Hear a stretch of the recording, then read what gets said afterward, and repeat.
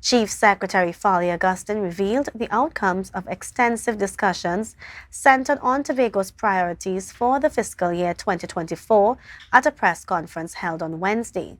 Trevecia Phillips has more in this report.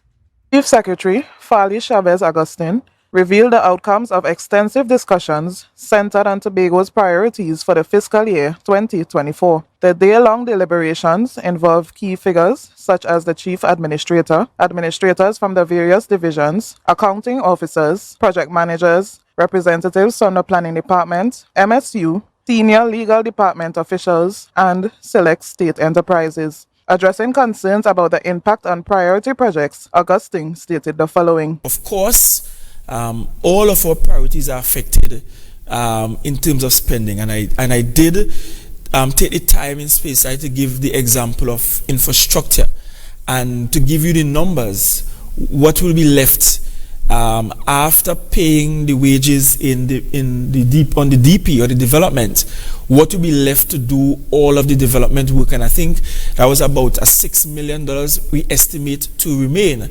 According to Augustine, some of the main projects that would be affected include the completion of the connector road at Crown Point, works at Lamy Road, Argyle, and general paving works around the island. He then expressed the need to evaluate all decisions to realign resources for prioritized projects, emphasizing a commitment to the people of Tobago. To look at where we can pull from other divisions to realize some of these projects that we determined as priority for the people of Tobago. Specifically addressing the Bad Rot project, Augustine highlighted the potential need for household relocation to facilitate an alternative route during completion. In this fiscal, we may get to moving the resident at Job Street and widening Job Street and providing you with a design for Bad Rock.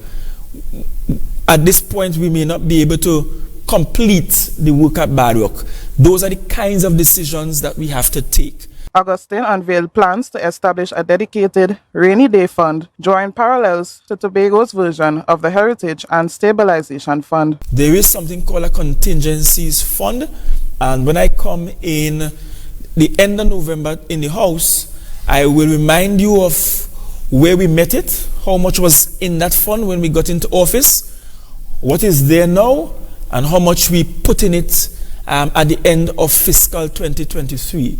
So you can see our very deliberate effort to ensure that we create some sort of insurance for the island of Tobago. The Chief Secretary emphasized the necessity for creating a safety net for the island, enabling a more agile response to natural disasters. As Tobago grapples with fiscal challenges, Augustine's strategic insights shed light on the path forward for the island's development. Trevecia Phillips, Tobago Updates Television News.